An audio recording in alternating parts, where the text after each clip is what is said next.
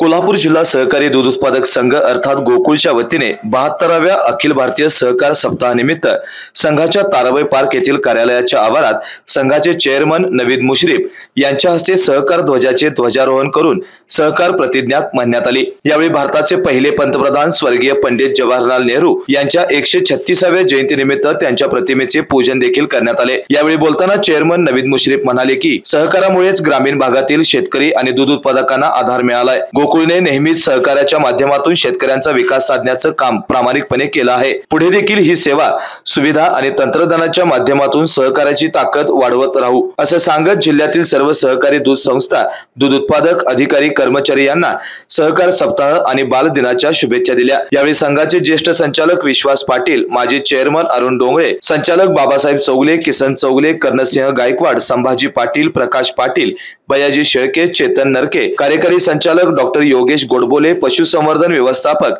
Doctor प्रकाश साळुंके, संकलन व्यवस्थापक SV तुरंबेकर, Dattatray Waghre, doctor प्रकाश दळवी, महिला नेतृत्व विकास अधिकारी मृण्मयी सातवेकर, जनसंपर्क अधिकारी सचिन पाटील, अशोक पुणेकर, संघाची इतर अधिकारी, महिला स्वयंसेविका आणि कर्मचारी उपस्थित होते।